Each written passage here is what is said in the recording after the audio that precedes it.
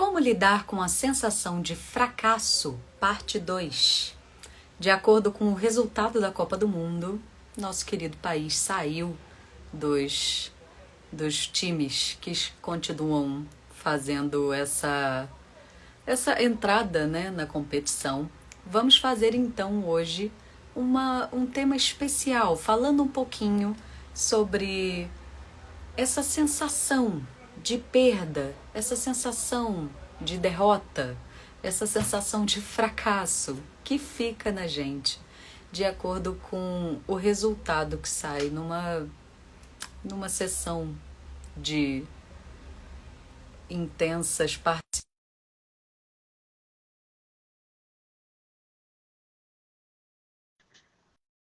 Mesmo para quem não gosta de futebol, boas-vindas a todas as pessoas presentes.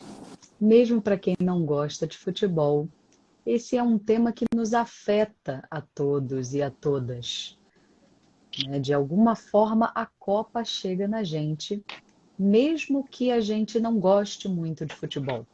Então, a gente resolveu falar um pouquinho sobre fracasso, pegando esse mote da Copa do Mundo, para a gente poder iniciar as conversas e falar um pouquinho, inclusive sobre essas outras vertentes do fracasso que a gente não abordou na live passada.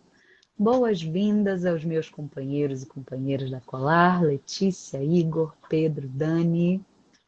Boas-vindas, queridos. Muito bem, e boas-vindas a todas as pessoas que estão aqui presentes. Vamos iniciar agora com o nosso tema polêmico, querido. Quem gostaria de começar hoje?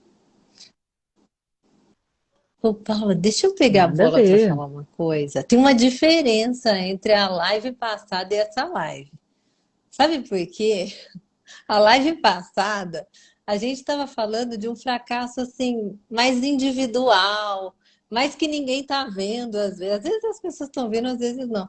Mas eu acho que tá, a gente quis trazer esse tema de novo, porque a gente sentiu que ele estava vivo, né, nessa coisa da saída do Brasil da Copa, né? Principalmente porque é um fracasso que todo mundo está vendo, assim, né? Coletivo. Então, assim, é igual você trouxe, né? Na hora que você abriu a live, você falou assim, é uma coisa assim que todo mundo sente. Mesmo eu sou uma pessoa que não sou ligada no futebol, mas a hora que a Croácia fez o gol, aí eu já levantei e falei, ô louco, como assim? Então, assim, é muito interessante, assim. Eu acho que isso tem a ver também, né? Quando a gente fala da comunicação não violenta, eu estava pensando qual que é a conexão disso tudo com a CNV. E aí eu estava pensando assim, é interessante como é que o Brasil ele é rotulado, né, como o campeão. Então, assim, todo mundo acha que a gente vai ser sempre campeão. Toda vez que começa uma Copa do Mundo, todo mundo fala, o Brasil vai ser campeão, né? Ele tem mais chances, porque ele tem essa fama.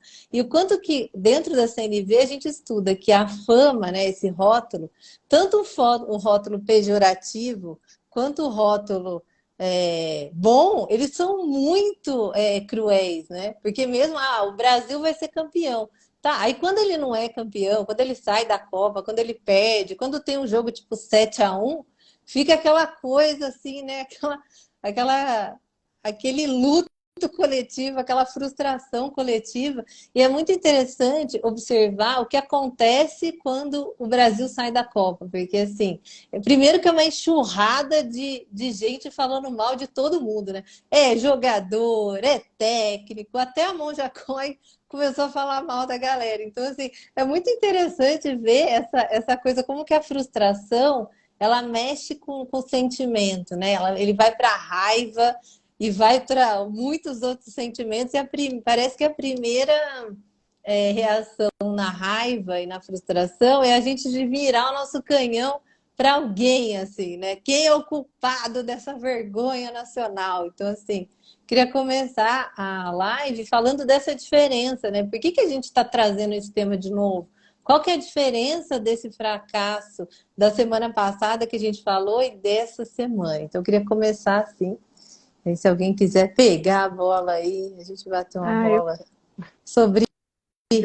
Vai eu, lá. acho, eu achei legal, porque é, muito comum, a pessoa assim, mas eu não ligo para futebol, mas eu não... Mas aí você começa escutando as pessoas assim, aquela coisa de, poxa, tava gostoso depois do que a gente passou nas eleições, sentir que a galera tava toda junta, mesmo que você não esteja junto, né? Um tanto de gente falou, pô, eu não gosto de futebol, mas eu gosto da farra.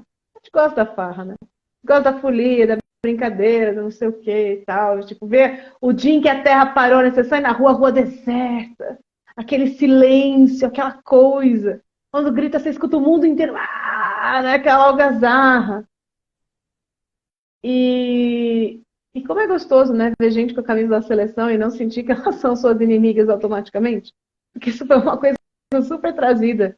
E é muito forte, né? E uma das coisas que acontece é isso, tipo, poxa, toda vez que você vê uma camisa verde e amarela, dá aquela sensação já. E agora não, agora tá todo mundo ali, né, junto. Então, assim, é triste perder isso. É triste voltar para a realidade, né? Aquela história do e agora, José, né?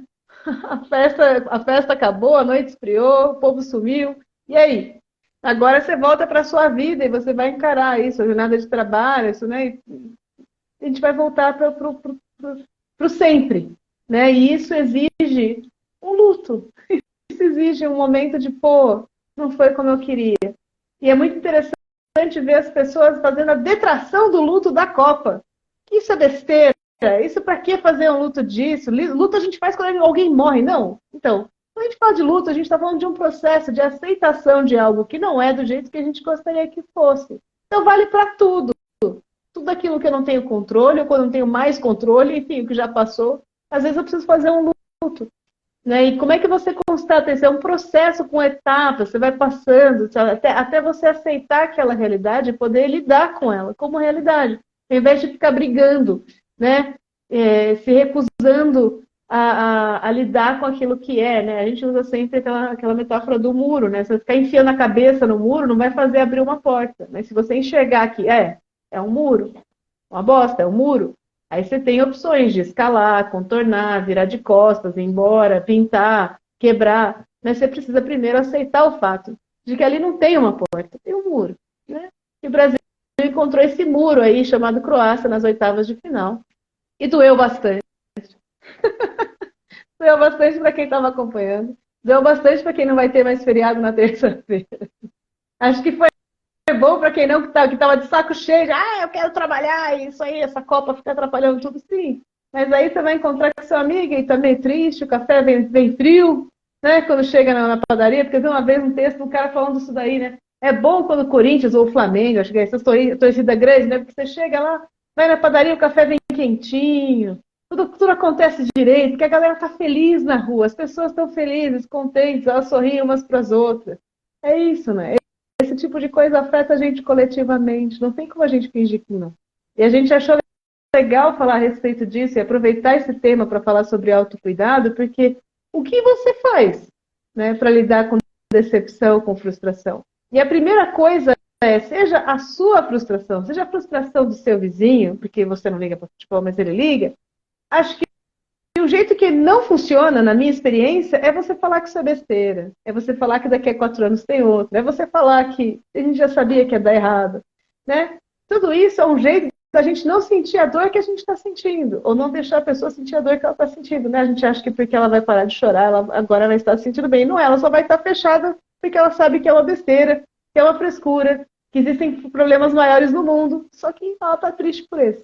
Então, acho que uma primeira dica, né? Autocuidado emocional. Olhar para a dor. Não interessa se é besteira ou não. Ela está ali. Ela ser besteira não vai fazer ela ser menos dor. Ela está doendo. Né? Se você bate o seu minguinho um pouquinho ou bate um monte, não deixa de ter batido o minguinho. Vai doer. Então, assim, acolhe a dor, para, respira, sente. Chora que precisa chorar, se precisa chorar. Xinga se precisa xingar, se precisa xingar. Não na cara das pessoas, porque isso costuma trazer problemas, mas enfim. Mas é isso. Sinta. Esteja com a dor. Diga que pena. Olha para você com essa dor. E a partir daí fica mais fácil de lidar com o que é. Que a gente não queria que fosse. Enfim. Igor. Acho que pegando o gancho disso que você estava falando, para mim, acho que nesses processos é importante para a gente olhar como a gente individualmente é capturado por um movimento que é coletivo. Né? Então, esse processo da Copa do Mundo, assim como o processo das eleições, para mim, vem muito isso, né? Isso, para mim, evidencia a nossa interdependência enquanto humanidade. Né? A gente pensa que vive individualmente, mas, querendo ou não, tem movimentos coletivos que acontecem e que, às vezes, a gente se vê no meio disso, no meio de uma onda. Né? E aí, como que eu preservo o meu equilíbrio emocional diante de situações que, para mim, parecem perturbadoras e que, ao mesmo tempo, eu não me vejo como sair disso.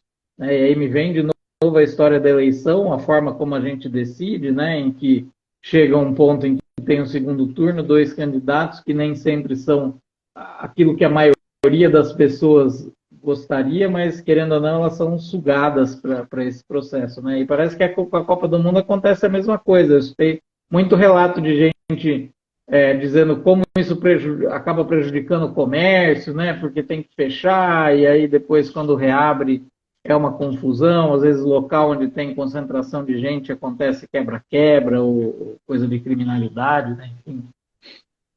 Então tem tudo isso, né? Ao mesmo tempo, eu vejo que esses movimentos coletivos têm, de certa maneira, buscado atender algumas necessidades, né? Que é o olhar que a gente traz aqui na Colar, no nosso trabalho, né? Então, eu vejo muito essa coisa do esporte como um jeito da gente inserir algum alívio dentro de uma rotina que é massacrante e que para muitas pessoas é o único alívio que elas conseguem, né? A gente estava conversando, acho que ontem, né, sobre isso também, ele estava falando, né, de como para muitos homens essa coisa do futebol é o único jeito, às vezes, que eles conseguem acessar emoções profundas, ou sentir tristeza, expressar tristeza, chorar, né?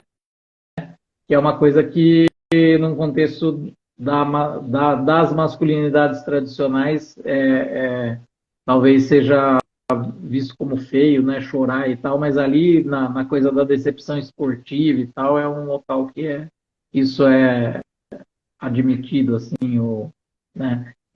Então, muitas reflexões minhas dentro disso, né, dentro de como eu, como indivíduo, me insiro no meio desses processos coletivos e cuido de mim, né, mesmo quando é uma coisa que parece inevitável, assim, como a derrota, né, para quem liga para futebol, como a coisa do comércio fechar, para quem não está nem aí, como eu ter à minha disposição dois candidatos que não me atendem minimamente em quase nada, mas que, diante das circunstâncias, eu sou convidado a fazer uma escolha ali, seja por nenhum dos dois, seja por um dos dois, enfim. Né? E como que a gente se cuida disso? É uma pergunta que vem vindo. Vamos ver se no meio da live aí a gente acha algumas respostas. E você, Pedro, o que você acha? Ah, eu estava pensando aqui nesse momento que o Brasil perdeu, né, para a Croácia e como que muita gente, se não todo mundo, em algum momento pensou assim, pô, quem é o culpado, né? Imediatamente a cabeça corre para achar um culpado, assim, e que é um mecanismo que muitas vezes acontece com a gente quando alguma coisa não dá certo, né? Não dá do jeito, não acontece do jeito que a gente queria. Muitas vezes a gente busca um culpado, sim. Para mim é quase como se fosse assim um programa que foi instalado dentro de mim, um programa automático. Quando eu vejo ele está funcionando, assim. Quando eu vejo ele está buscando um culpado, geralmente no momento que as coisas não saem do jeito que eu queria. E aí me veio uma reflexão aqui também, que é assim, como é que a gente lida com com esse buscar o culpado, com a culpa, porque para muita gente que tem interesse em autoconhecimento, muita gente pensa que a culpa ela é um sentimento tóxico assim, né, de você ficar cultivando e tal. Só que aí eu desconfio que muitas vezes a gente sabendo que a culpa é um sentimento tóxico, a gente reprime a culpa. Então, nossa, eu estou sentindo culpa e, nossa, eu não quero sentir isso e tal. E aí eu vou reprimir essa culpa, em vez de olhar para ela e me perguntar o que que ela está querendo dizer, assim. Ela está tentando cumprir alguma função? Ela está tentando fazer a culpa? Ela está tentando fazer alguma coisa, assim, que tem a ver com o problema que aconteceu? Por exemplo, né, quando a gente busca um culpado, pensa numa situação que você buscou um culpado, né? Alguma coisa que não aconteceu do jeito que você queria e aí, tipo, imediatamente você já começou a pensar assim, ah, quem é o culpado? Quem é o culpado? Eu imagino que a gente busca um culpado exatamente porque a gente quer, tipo, achar o problema. Onde é que foi o problema? E aí é um jeito de olhar para a questão que é um jeito específico conectado com a punição, né? Então, assim, quando eu busco um culpado, eu responsabilizo só aquela pessoa por aquilo que aconteceu, eu jogo tudo nas costas dela, tal. Mas é quase como se fosse um jeito mais simples, eu acho, assim, de você, tipo, ah, tá aqui o problema, então eu localizei. Agora eu me sinto mais aliviado até de achar o culpado, porque não achar o culpado talvez seja mais difícil até para a gente lidar cognitivamente, porque é mais complexo. Você fala assim, não, não tem culpado, não é assim que a gente vai pensar. É mais fácil para minha cabeça eu falar assim, ah, o culpado é tal pessoa. Pronto, resolvi na minha cabeça. Achei o problema e o culpado é aquela pessoa ali, né? Agora eu pensar assim, não, não, será que eu quero buscar um culpado? Né? Será que faz sentido buscar um culpado? Que outro jeito que a gente pode olhar para isso? Não, não é culpa de ninguém. A gente pode compartilhar essa responsabilidade. Às vezes é mais difícil de pensar assim, dá mais trabalho, é mais complexo, né? Então eu acho que muitas vezes a gente busca um culpado para tentar localizar o problema e meio que resolver logo, porque essa sensação de lidar com o fracasso é angustiante, né? Talvez quando a gente busca um culpado, a gente está tentando se livrar logo assim dessa angústia, desse desconforto, e tipo, ah, resolveu, achou o culpado, que nem outro dia eu estava no restaurante, aí a gente pediu um negócio lá e o negócio não veio. Aí a gente chamou um garçom e falou assim, olha, o negócio não veio. Aí ele falou assim, ah, mas que garçom que te atendeu? Eu falei assim, ah, foi aquele ali. Né? E a pessoa que estava comigo falou assim, pô, mas não fala que foi ele, né? Vai sobrar para ele, não sei o quê. Aí ficou essa coisa assim. Eu falei, ah, mas foi ele que me atendeu. O cara perguntou, e aí o cara que perguntou quem que te atendeu foi lá e deu uma bronca no cara que tinha atendido a gente. Né? Então, muitas vezes é essa coisa assim, ah, aconteceu alguma coisa de errado, não saiu do jeito que a gente queria, então vamos jogar esse desconforto todo em cima de alguém, né, para resolver essa parada. E muitas vezes a gente acha que isso vai resolver, e é um jeito de resolver, né? Mas tem um custo. Eu acho que esse custo é alto. Diga lá, Paula. Ai, gente, muito importante, né? Acho que isso é uma das primeiras coisas que é importante a gente aprender, que é a lidar com as frustrações da vida, né? Eu achei legal que o Alisson colocou aqui nos comentários, né? Falando sobre um alívio, assim, né? Ainda bem que eu não criei nenhuma expectativa com essa seleção, ufa. Deu de uma forma assim, né? Não estava esperando nada dessa seleção, né? Dessa configuração que estava rolando no time do Brasil, então beleza, então, né? A coisa não me afetou. Mas às vezes a gente não tem essa escolha, né? Às vezes a gente não tem a escolha de não se afetar, né? Ou de não criar a expectativa. Quando a gente viu, já criou. E agora, o que que eu faço com isso, né? Agora que já criou, agora que tá aqui dentro essa minha vontade de que dê certo, essa minha vontade de que a coisa saia de um jeito determinado, que é específico, e que se qualquer outra coisa acontece, o que é muito comum, né? De que coisas diferentes do que a gente estava esperando acontecessem,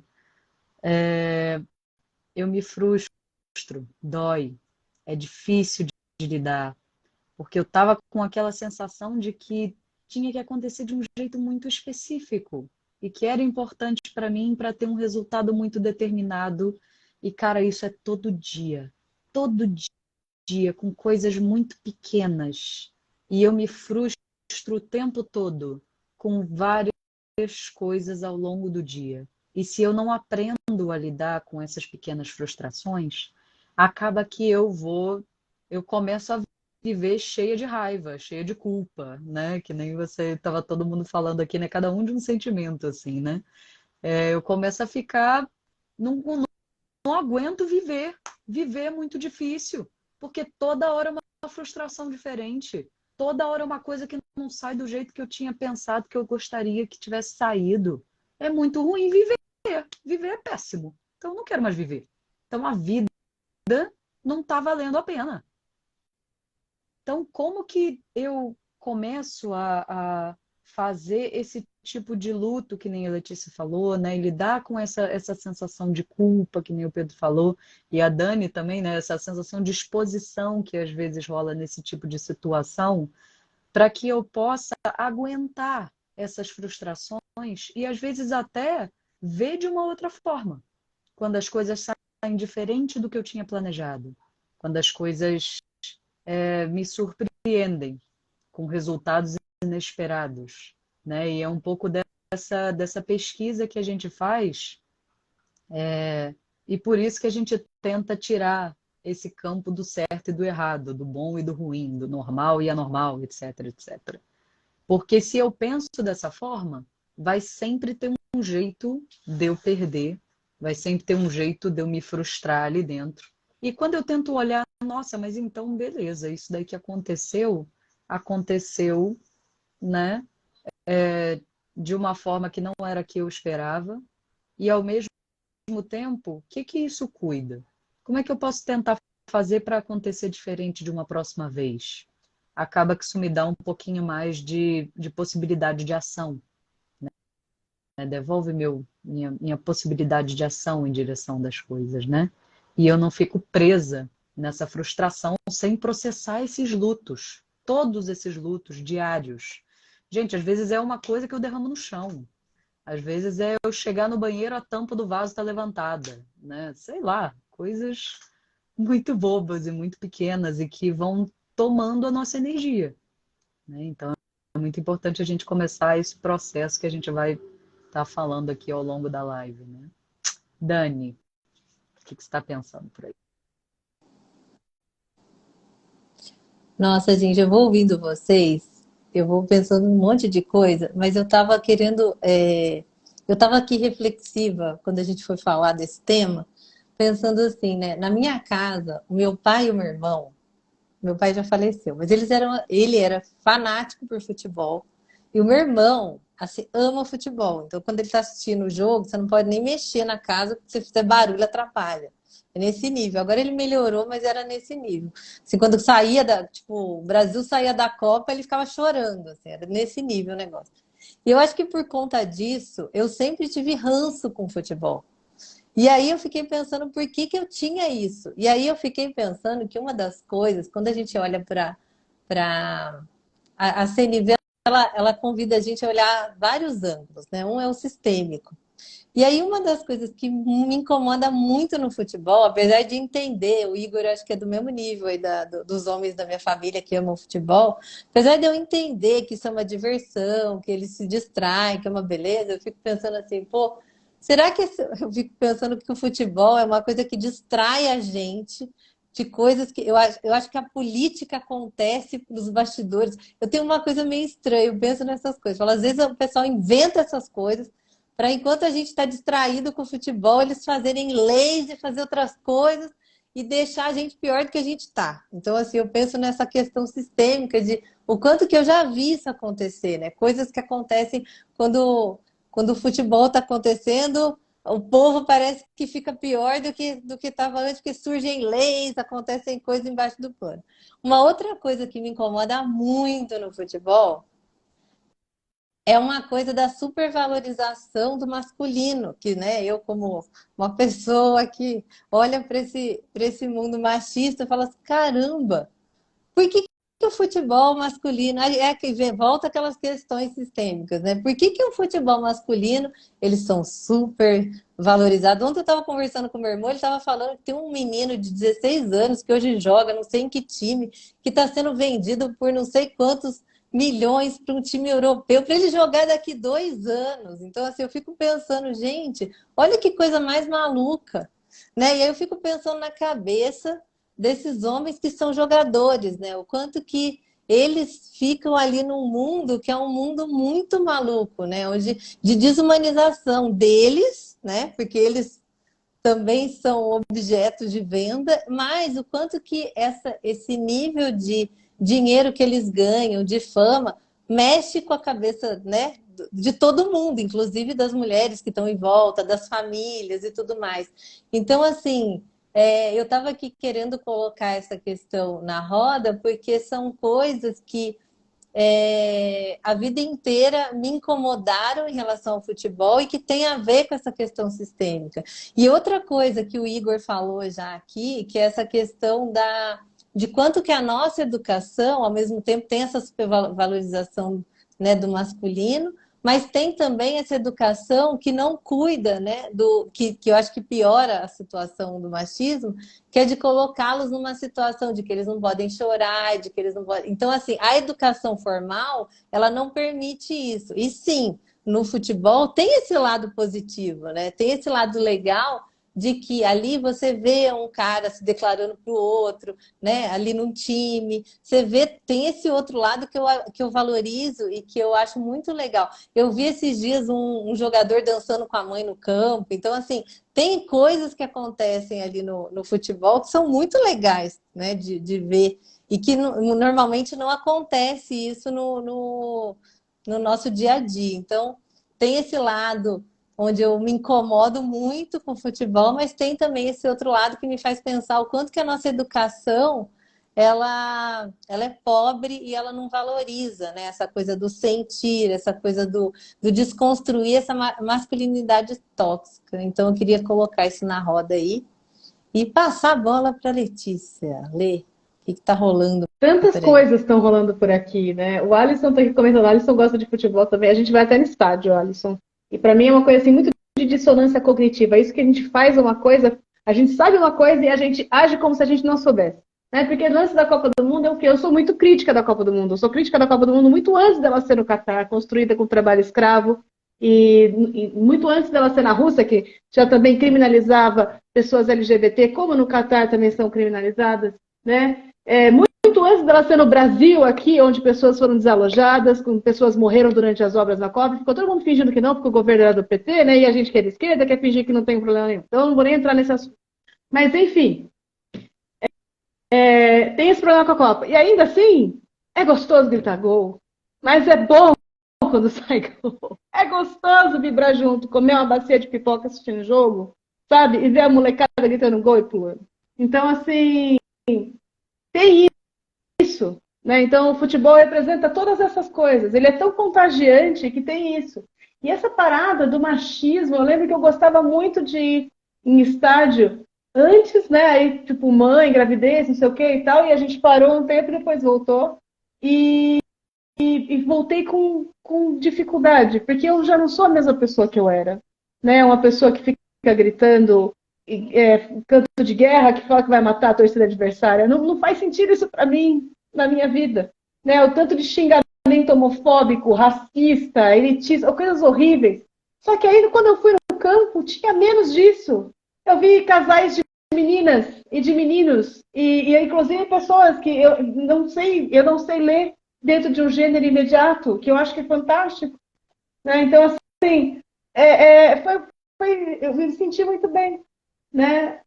Mas ainda tem tanto, né? Ainda tem tanto que você não vê em um time de futebol um atleta que se diga gay, né? E eu duvido que não... Gente, desculpa, não existe isso. A gente sabe que não é verdade, né? Na verdade é que eu duvido. A gente sabe que não é bem verdade, mas as pessoas não se assumem. Por quê? Porque a torcida não ia saber lidar, porque eles não iam ser contratados, Né? Você contrata um goleiro que supostamente matou uma pessoa.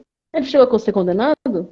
Sim. Um goleiro que se sabe que matou, a esposa cometeu feminicídio, mas não contrata o cara que todo mundo sabe que é gay. Ela tem dificuldade de contratar. Então, assim, esse é o nível de machismo no nosso futebol. O machismo tanto que, na minha cabeça, aquele canarinho pistola... O que é aquilo? Canarinho brabo? Qual que é o problema? Comer alguma coisa tá ruim? Sabe, eles tinham boa praça que ria, né? Não sei o que, não. Tem que ser um que tá brabo lá, porque, né, ele é macho. O que é isso, gente? Sabe, coisa ridícula. Tem muitas coisas que mexem com a gente, né? Que fazem a gente se desconectar. Essa história, ver a galera comendo carne com ouro, isso pra mim foi muito forte, sabe? Porque a imagem que me fica na cabeça é o Ronaldo comendo um pedaço de carne com ouro. E eu lembro do Ronaldo, há muitos anos atrás, na capa do jornal italiano, ou em algum lugar, que ele comendo e tinha lá Ronaldo morto de fame. Eles escreveram morto de fome, porque ele repetia o prato. Porque o Ronaldo era um menininho magrinho que tinha vindo do Brasil e ele vinha do Brasil. E aí eles botavam, né, estampavam na capa esse jogador brasileiro negro comendo. E olha como ele é morto de fome. Né? E como é a realidade brasileira, sonhar com futebol para você sair da pobreza. Isso é um negócio tão forte. Aí você chega nesse lugar de ostentação. E aí, ao mesmo tempo que a gente se desconecta da pessoa que ostenta, muito me lembra aquela parada dos rolezinhos, da juventude que queria ir no shopping e usar coisa de marca, e que coisa errada. Mas como é fácil para uma pessoa que sempre teve acesso àquilo que é coisa de marca, julgar a pessoa pobre que quer comprar alguma coisa de marca? Né? Porque eu nunca dependi disso para ter status. E aí é fácil olhar para uma pessoa que quer ter um tênis para ser alguém e falar, ai, que ridículo. Né? E tipo assim, o meu julgamento acaba sendo mais elitizado, mais elitista do que a atitude da pessoa pobre que tenta parecer que imita a elite, né? Enfim, mas tudo isso para dizer assim que você observar o futebol, esses fracassos, essas derrotas, é uma coisa que envolve a gente, mesmo que a gente não esteja lá dentro. E isso é muito estranho para mim, é um fenômeno muito engraçado. Por que eu me movimento tanto emocionalmente em cima de um time que eu não contratei, que eu não controlo, não treinei, não estou jogando bola, eu não tenho controle nenhum? A impotência é enorme. E eu acho que é isso que é uma coisa engraçada. Né? Quanto eu fico emocionalmente investida em cima de algo que eu não tenho nenhuma responsabilidade real por fazer acontecer. Não é impressionante? E aí, assim, mesmo sabendo disso, eu fico decepcionada e triste. Só que aí, como eu não tenho responsabilidade, alguém tem, né? E é isso que o Pedro fala. Tipo, alguém tem culpa. E aí eu fico com raiva das pessoas. E, nossa, enfim, é muita emoção no futebol. Se a gente falar assim no futebol, que isso é uma besteira, não sei o quê, super problemático. N motivos diferentes, mas mexe com a gente. Pode não mexer com você em particular, mas mexe com um monte de gente ao seu redor de um jeito que é difícil de explicar.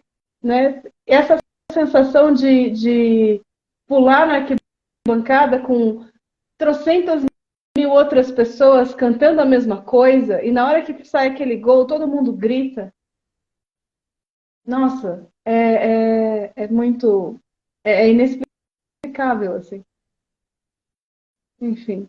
E aí, quando a gente perde junto. E é engraçado que, quando a gente está voltando do estádio de cabeça baixa, naquela multidão, é diferente de você voltar sozinho. Então, talvez nisso tenha o que é mais significativo em termos de autocuidado da Copa que a gente aprende. Quando a gente perde coletivamente, a gente não perde sozinho.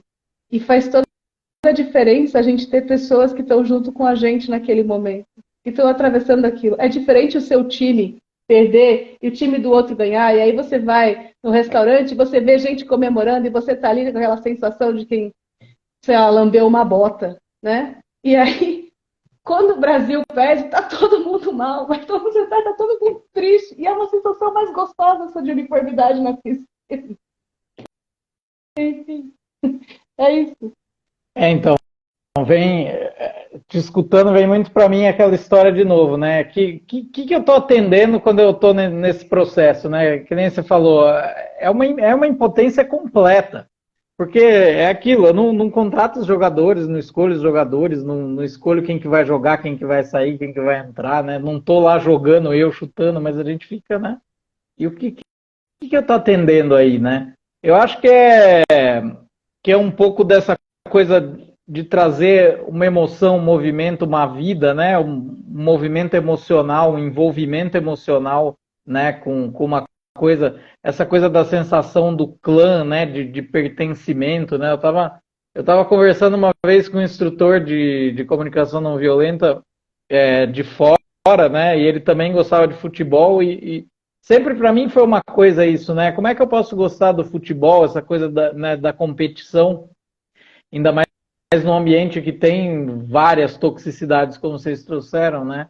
E como que isso convive com a não violência, né? E eu fui trocar uma ideia com ele, ele falou, olha, eu cheguei a um ponto em que eu percebi que com isso eu atendo algumas necessidades, né? E que ao mesmo tempo, mesmo eu atendendo essas necessidades, eu também posso ter consciência e perceber aquilo que é contraditório e que vai contra algumas outras necessidades, né?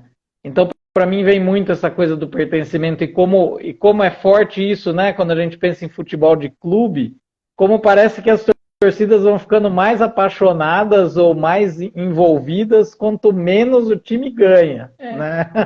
Eu e a Letícia, a gente torce para um time que já não ganha nada há muito tempo e é gozado porque eu percebo a torcida, quando a gente vai no estádio, mais apaixonada do que era quando a gente ia antes, quando estava ganhando, né? É gozado isso.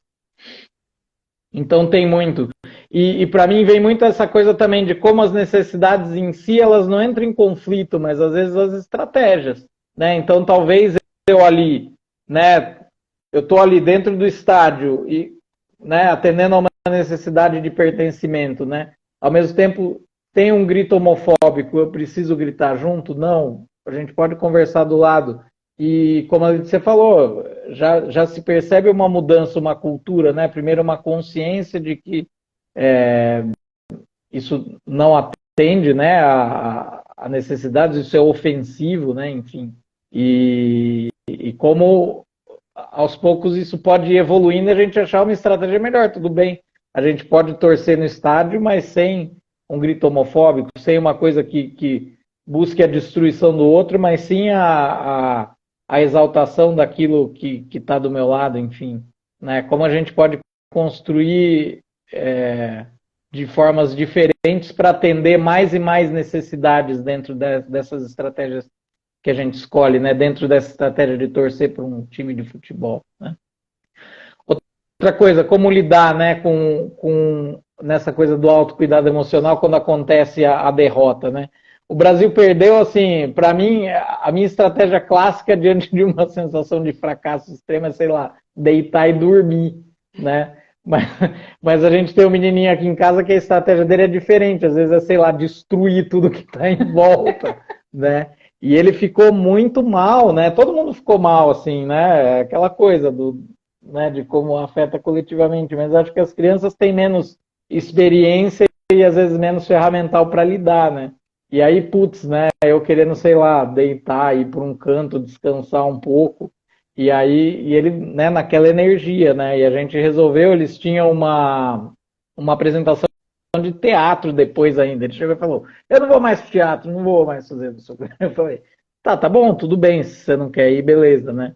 Aí eu falei, vamos bater uma bola, e aí ele tava querendo bater bola num gramado, né? Porque eu pensei da gente parar numa praça, alguma coisa assim, aí no caminho lá para onde eles iam fazer o último ensaio, tinha o clube e eu fiquei batendo uma bola com ele lá, e aí deu uma desanuviada, e eu tentei conversar com ele de novo, falei, pô, né? Falei, tô triste e tal, ele falou, não quero falar, né? Então, assim, ele não estava querendo processar aquilo verbalmente, ele estava querendo processar, sei lá, corporeamente, depois ele veio falar e veio conversar, né? Então, talvez a gente, dentro das nossas estratégias de autocuidado, perceber também quem está em volta da gente e ver o que será que cuida melhor de cada pessoa, né? Porque às vezes bater um papo ou tentar processar aquilo verbalmente não é aquilo que encaixa melhor para a pessoa num primeiro momento. Às vezes vai precisar, como no caso dele, dar uma extravasada fisicamente, jogar bola. A gente foi, jogou bola, correu, chutou, né? Chutou com raiva a bola, enfim, soltou aquilo ali, né? E só bem depois que veio a processar verbalmente. Então, ter atenção a como eu processo esses, né? E como as pessoas em volta de mim e como a gente pode cuidar melhor de todo mundo uma dica legal, acho que para ter também. Quem que está na sequência? Acho que é o Pedro, né? Vai lá, Pedro. Eu estava pensando aqui nessa coisa da seleção, né, no momento aí que a seleção perdeu para a Croácia, que muita gente pensou assim: ah, que burro esse Tite, era óbvio que não ia dar certo esse jeito de cobrar pênalti, botar essa pessoa para bater primeiro, não sei o que, né? Devia ter botado os melhores batedores primeiro, né? Por que o Neymar não bateu primeiro? E aí me lembrou muitas situações que eu fiz alguma coisa e que eu, entre aspas, fracassei de alguma forma, né? Que eu errei e que alguém virou para mim e falou assim: mas era lógico que não ia dar certo.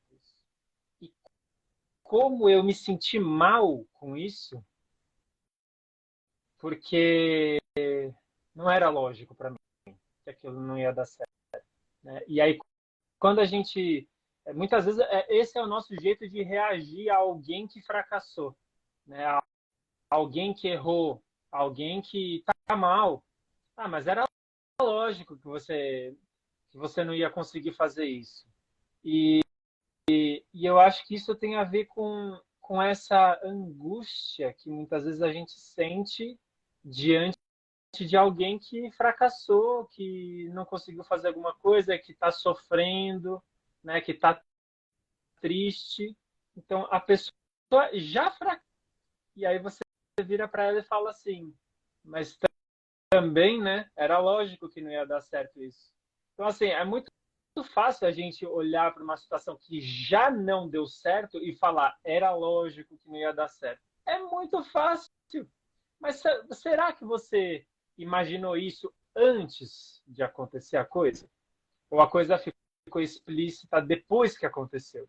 Porque depois que aconteceu é muito mais fácil a gente pensar algumas coisas, né?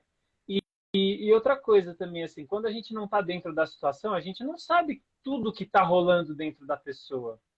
Por exemplo, eu conduzo workshops faz tempo, facilitação de grupos, tal. Às vezes, nas comidas de bola, eu esqueço de coisas muito básicas. Mas por quê? Porque a minha cabeça está pensando tanta coisa ao mesmo tempo.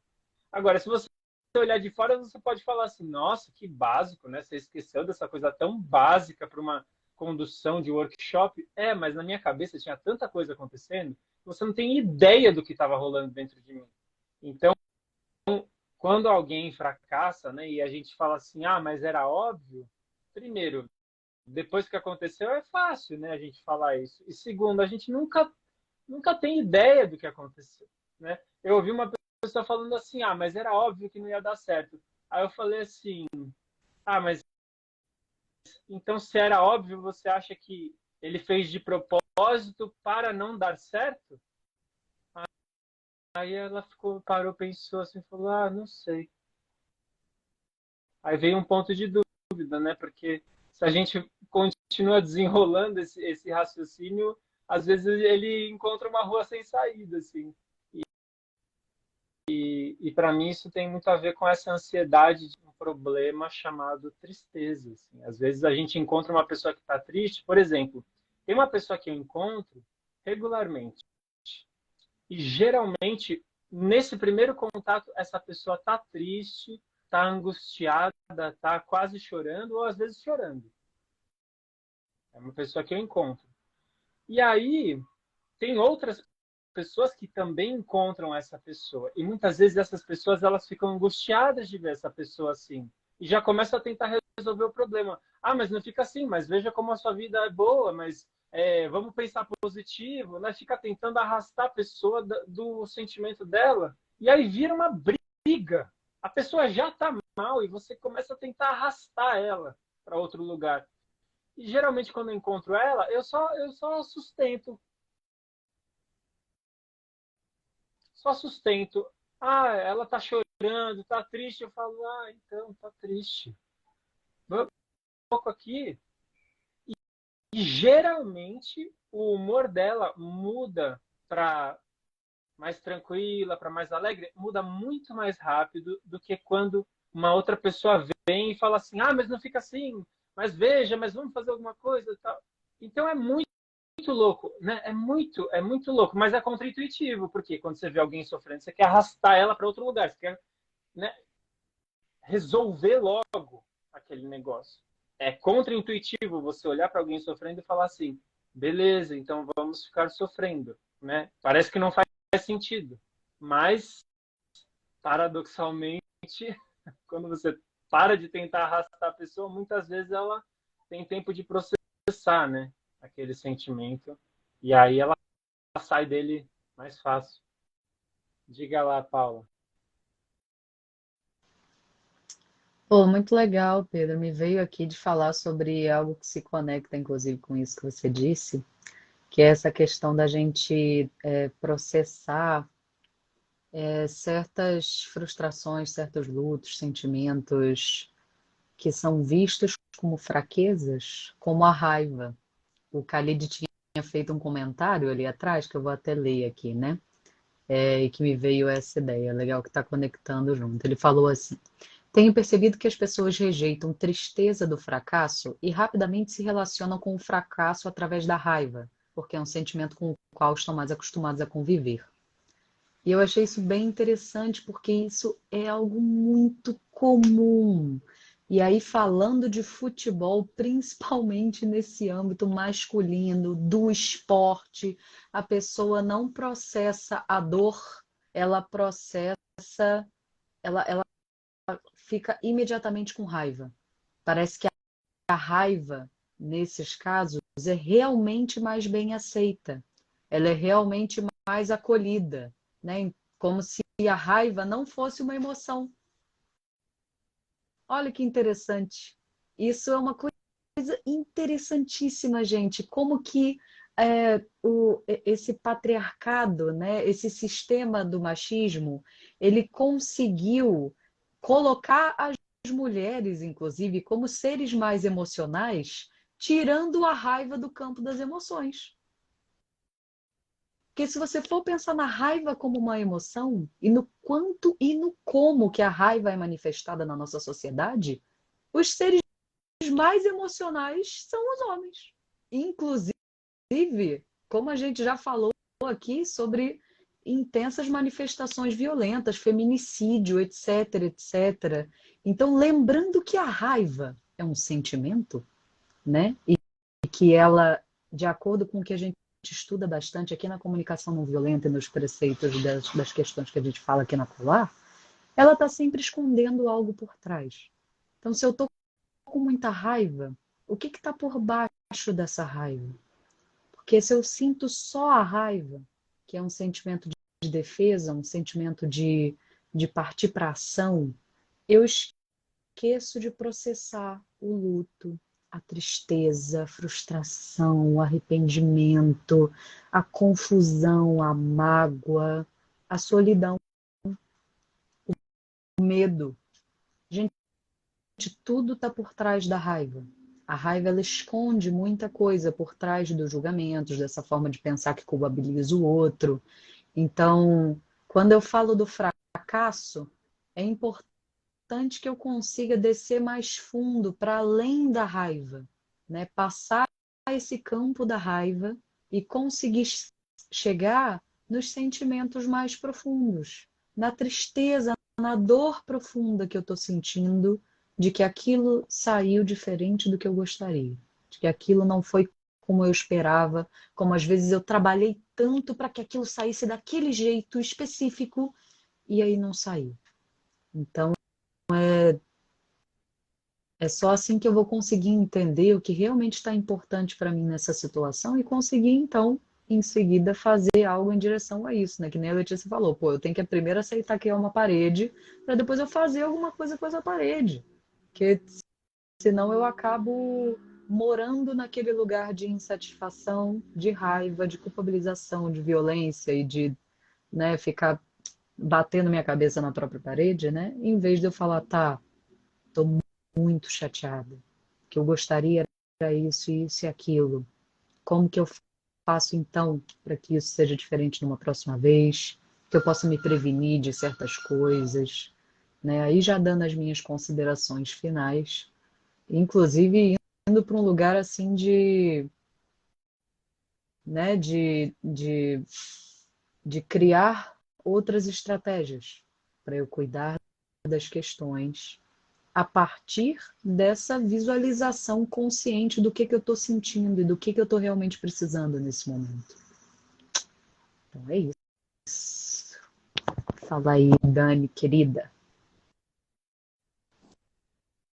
Nossa, eu estou lendo aqui os comentários, né, e já indo para as considerações finais aqui. Acho que vale trazer um comentário do Alisson, que ele coloca, eu vi essa informação também. Ele falou assim: tem um detalhe nesse time, a equipe técnica não quis levar um psicólogo esportivo para trabalhar no emocional da molecada. Para mim, toda ajuda nesse sentido faz diferença.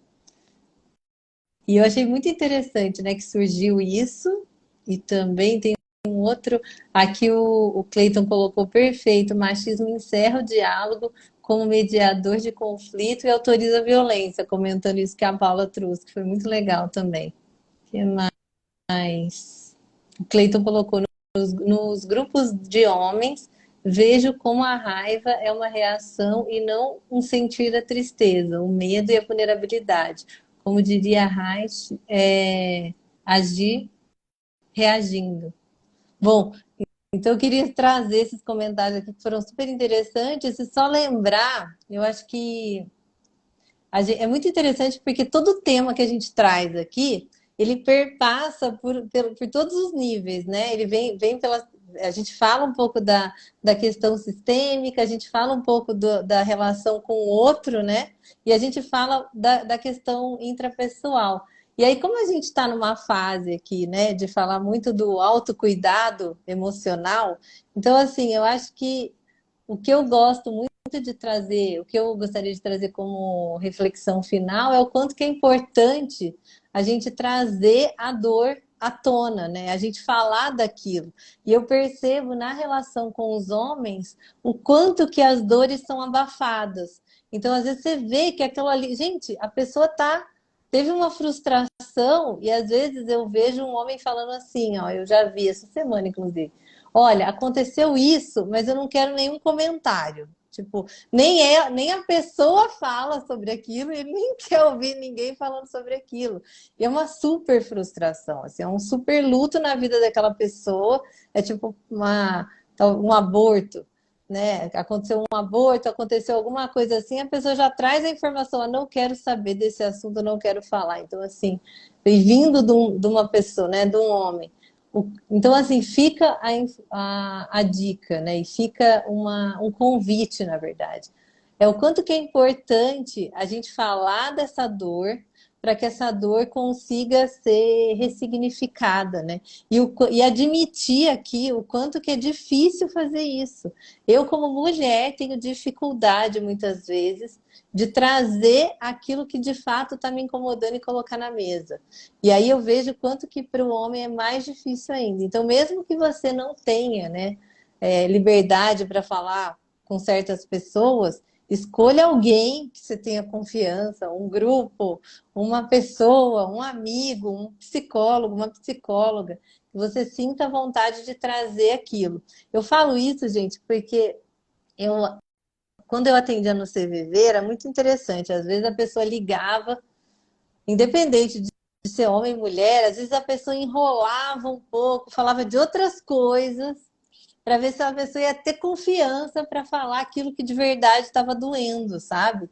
Então, assim, Eu acho que fica aqui, eu acho que quando eu penso no futebol, quando eu penso nessa questão do machismo, quando eu penso nessa questão do fracasso coletivo, quando eu penso em tudo isso, eu acho que eu fico com vontade de reforçar essa nossa dificuldade de trazer aquilo que de fato está doendo e do quanto que é importante trazer isso para a roda para ressignificar isso.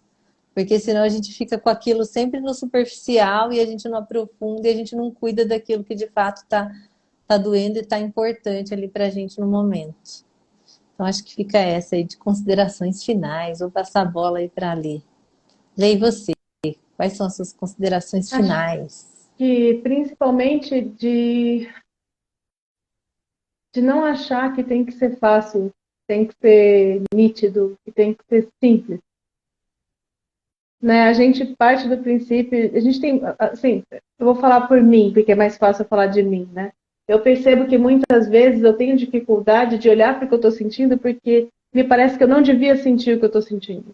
Né? Em momentos de fracasso, de derrota, de perda, muitas vezes vem uma sensação de que eu chorar por isso me torna ainda mais vulnerável do que a perda em si. Eu vejo aqueles jogadores chorando em campo, às vezes chorando de soluçar, assim. E assim, dentro de toda essa problemática de futebol, é uma coisa assim que me admira, sabe? Essa capacidade de mostrar o quanto aquilo era importante e o quanto está doendo ter perdido aquilo. Né? Não, de novo, não estou aqui entrando no mérito de, em outros âmbitos, homens não choram, enfim. Mas é porque tantas vezes na minha vida eu perdi algo que, né, sofri um fracasso extremo e não me permiti viver o luto por esse fracasso porque eu não queria demonstrar o quanto aquilo tinha doído. Porque parecia que ser vista como alguém que fracassou era mais dolorido, adicionava essa camada de dor para o fracasso em si. Né? Assim, era mais fácil dizer que as uvas estavam verdes, era mais fácil dizer eu não queria mesmo, era mais fácil dizer não estou nem ligando, não estou nem aí, eu nem gostava mesmo, eu nem queria de verdade. Só que, e o quanto é diferente viver uma vida plena, em que eu tento mostrando o quanto eu estou tentando, em que eu amo mostrando o quanto eu estou amando, mesmo que na hora que eu cair, vai ter um monte de gente olhando e sabendo exatamente o quanto aquilo está me doendo. Então, assim, acho que, para mim, o que fica de dica, né, de trazer nessas minhas considerações finais é isso. Não parta do princípio de que você tem que ser simples e que o jeito que você está sentindo é óbvio, alguma coisa assim. Senta com você na hora que você está incomodada. De fato, olha para o que está doendo. Porque não é o que está na superfície. É aquilo, você não está só com raiva. Tem coisa embaixo da raiva. Você não está só triste, tem coisa embaixo da tristeza. Sabe? Se permite sentir mais de uma coisa. Né? Sai do lugar de eu tô bom, eu sou uma pessoa ruim, eu sou uma pessoa boa, eu sou uma pessoa certa, eu sou uma pessoa errada por sentir o que eu estou sentindo. E simplesmente fica com o seu sentimento. Enfim, é isso. Para mim, está vindo muito um aprendizado nesses momentos de fracasso, assim, como que eu lido com a minha impotência. Porque acho que nessa nossa trajetória humana, né, da evolução humana, etc., a gente, né, alterou a natureza, a gente ficou muito poderoso, né, como humano, assim, em relação a como eu consigo alterar a realidade em volta, etc., né, e muitas vezes a nossa impotência ela vem esfregada na nossa cara, né. Acho que a pandemia foi um exemplo grande, essa situação, né, que a gente observa como fracasso coletivo, esses movimentos coletivos, eles convidam a gente a sempre olhar, acho que para nossa impotência mesmo, né, diante desses movimentos maiores, assim, né. Então, pensar como que eu lido com isso, que escolhas que eu tenho à minha disposição. Às vezes o meu leque de escolhas vai ser reduzidíssimo, assim, né. Eu lembro da história do Viktor Frankl e que ele passou por um campo de concentração, né, e ele aborda um pouco disso quando ele fala da da logoterapia, como que ele desenvolveu, né, a- essa escola de terapia, né? Então, às vezes a gente vai ter escolhas muito reduzidas, né? Mas às vezes permanecer vivo vai ser a escolha que eu tenho disponível para talvez viver um outro dia e mais outro dia e quem sabe construir com quem está à minha volta uma nova realidade, né? Então, acho que para mim fica assim, como que eu lido com a minha impotência, com as escolhas que eu tenho à disposição? Às vezes eu não estou enxergando alguma escolha, né? Me veio uma anedota aqui, né? Depois conversando com meu filho, ele falou: vamos imigrar para algum lugar porque eu quero torcer para outro time. Eu falei para ele: tá, você quer torcer para outro time? Quero, mas não pode ser morando aqui no Brasil e tal. Eu falei: não, mas eu tinha um amigo na infância que torcia para a Argentina. Todo mundo torcia para o Brasil e falou: não torço para o Brasil, eu torço para a Argentina e pronto, e torcia e acabou. Né? E ele, então vou torcer para outro time, pronto.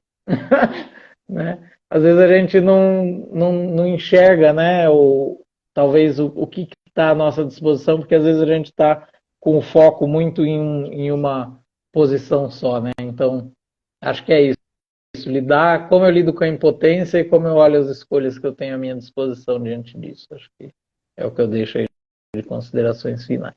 E você, Pedrão?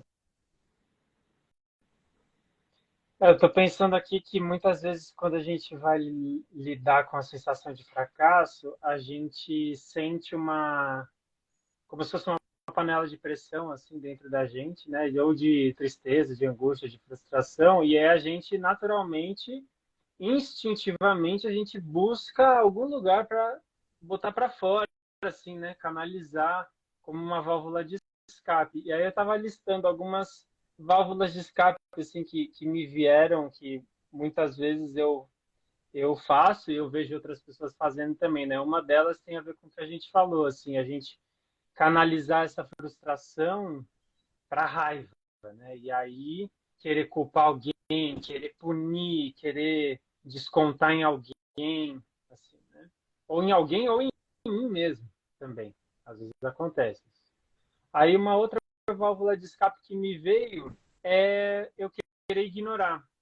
Ah, não, tem um pouco a ver com o que a Letícia falou, né? Ah, não, nem tô sentindo, já tá tudo bem, nem ligava para isso mesmo, tá? Não, tô forte aqui, já passou.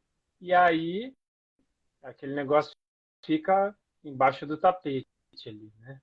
Aí tem uma outra válvula de escape também que me veio, que é reprimir.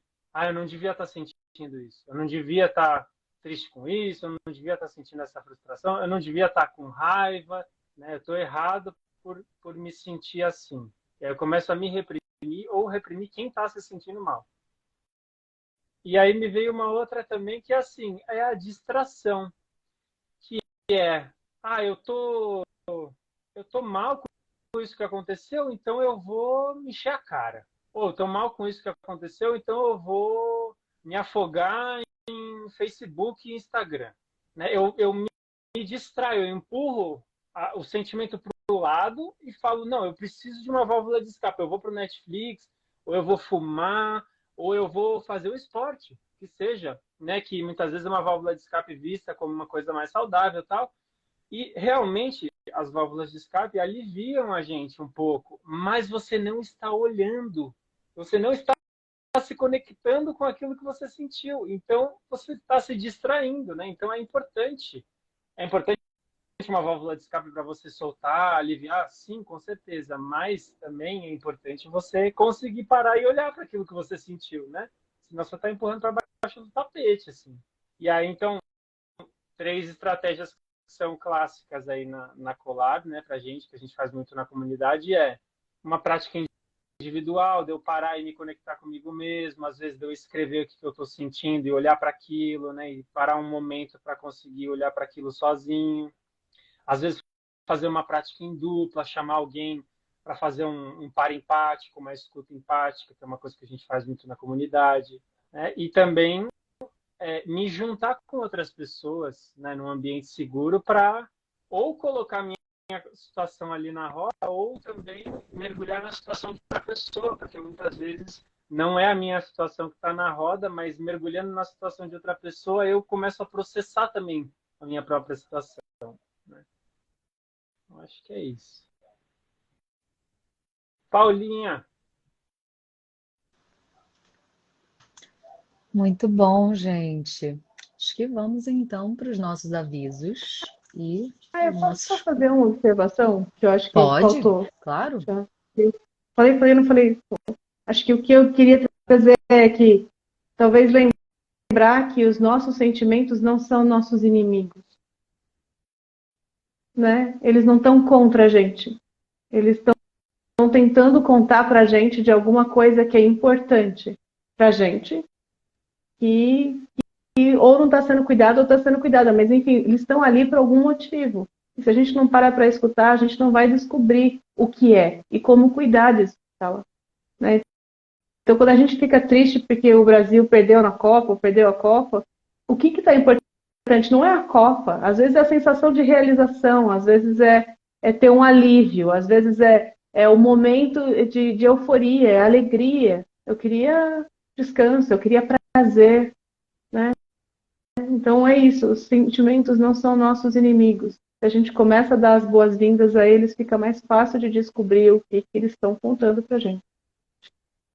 É isso. Em resumo, não mate o mensageiro. Não mate o mensageiro. Isso, não mate o mensageiro é excelente. Acho que é a melhor forma de colocar. Muito bom. Eu acho que foi você ou foi o Igor, Lê? Não sei, um de vocês dois falou uma vez numa sessão de aplicada, nada que está dentro de mim trabalha contra mim. Foi tu? Então, foi a Letícia, gente. Então, exatamente, cara, isso daí ficou muito pra mim, assim, né? De que as coisas dentro de mim estão tentando cuidar de mim, de alguma coisa que é importante, né? Então, muito legal. Beleza.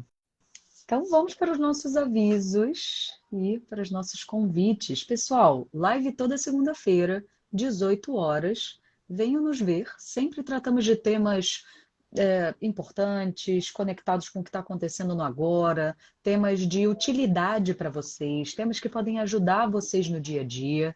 Então, segunda-feira, às 18 horas, teremos um recesso da Colar, já avisando vocês, né? Do dia 25, né? 24 é Natal, até o dia 8. Ficaremos paralisados para a gente poder ter um momentinho de descanso. Então, só já avisando, né?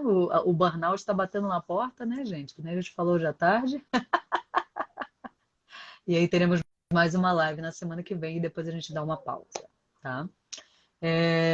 Se vocês quiserem receber os avisos de que a gente está fazendo live, dos nossos cursos gratuitos, dos nossos workshops, dos materiais que a gente manda, entrem na nossa lista de transmissão do WhatsApp. Só a gente manda mensagem, é um grupo fechado, você não vai receber 1000 notificações por dia, a gente manda poucas coisas, só realmente os avisos da live, os materiais, avisos do workshop, né?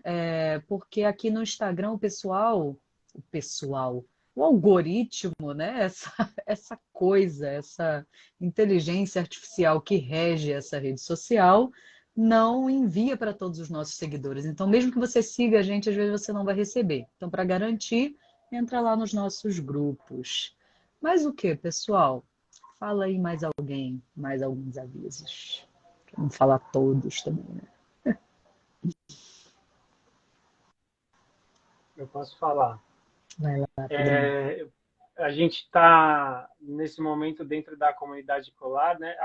Alguma pessoa me perguntou recentemente assim: ah, então vocês são uma equipe que vocês se encontram para fazer esse bate-papo uma vez por semana, né? Eu falei assim, a gente faz bem mais coisa que isso, porque esse bate-papo é o que a gente faz abertamente, publicamente, mas durante a semana a gente conduz 3 encontros numa comunidade online fechada, para quem não sabe, e aí, quem quiser saber mais, pode acessar o link da bio ou perguntar para a gente, mas basicamente a gente tem uma comunidade de autoconhecimento baseado na comunicação não violenta. A gente, nesse momento, está num ciclo de usar a comunicação não violenta para promover aí o autocuidado emocional, para lidar com sentimentos difíceis, lidar com raiva, com ansiedade e tal. E aí a gente tem 3 encontros por semana E também uma coisa que as pessoas perguntam, mas se eu não puder ir nos encontros, né, tem que encaixar todos os encontros na agenda? Então, não. São, na verdade, 3 opções de encontros por semana, né? E isso deixa as coisas muito mais leves, assim. A gente tem uma rotatividade, então a gente facilita aí os encontros e vai trocando os temas, e quem facilita. Então, são 3 opções. Quem quiser experimentar, pode experimentar. Eu posso passar detalhes aí para quem tiver interesse. E é basicamente isso. E ano que vem a gente continua, né? Continua, vem coisa por aí. Apertem os cintos. Vem coisa por aí.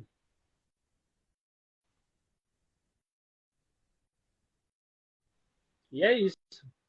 O que mais? Mais alguma coisa? Algo mais, gente? Acho que não, né? Acho que não. Sim. Isso.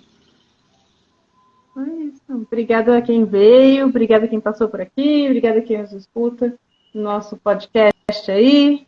E vão contando pra gente o que vocês gostariam de ouvir a gente falar no ano novo que vem, né? E que temas que são importantes, e se tem alguma coisa que a gente poderia fazer melhor. Agora a gente já está, inclusive, com edição do áudio, né? No podcast fica um sonzinho melhor, e a gente vai tentando melhorar, assim, né? Estamos aprendendo aí com vocês também. Então, não deixem de se comunicar com a gente gosta de ouvir vocês. Sim, essa coisa da sugestão dos temas é importante, né? O Alisson falou, adorei o papo de hoje, ainda mais falando de futebol. Então, essas coisas que são fortes na cultura ajudam a gente a entrar nesses temas mais profundos, né? Então, sempre que tiverem ideias aí, falem pra gente. A gente agradece muito a presença de todo mundo. A gente já chegou até a fazer encontros só comentando cenas de futebol, assim, tipo, emocionalmente, necessidades, sentimentos. Então, tipo, dá muito pano pra manga. O esporte é muito bom para esse tipo de coisa. Enfim. Isso. É isso. Muito grata, gente. E olha só, tá parecendo olha, Uma gente. sugestão de tema, Ai, gente, então. manda, porque a gente Celebração. perde esse chat aqui. Manda pra Eu gente vou gravar, eu vou gravar. privado. Você vai gravar? Boa, Lê. Então tá bom. Vou Mas guardar aí, isso aqui. se não conseguirem, mandem pra gente no privado, né? Pelas mensagens, para a gente poder ter gravado. Vai ser um prazer falar das ideias de vocês. Inclusive, às vezes falta a ideia aqui, nossa, gente, do que a gente vai falar, né? A gente fica pensando assim, o que será que a galera gostaria de ouvir? Poxa, Isso. perguntemos para vocês, né? Então, muito grata aí pelas sugestões e uma ótima noite. Tchau, gente. Beijo. Tchau, gente. Beijo.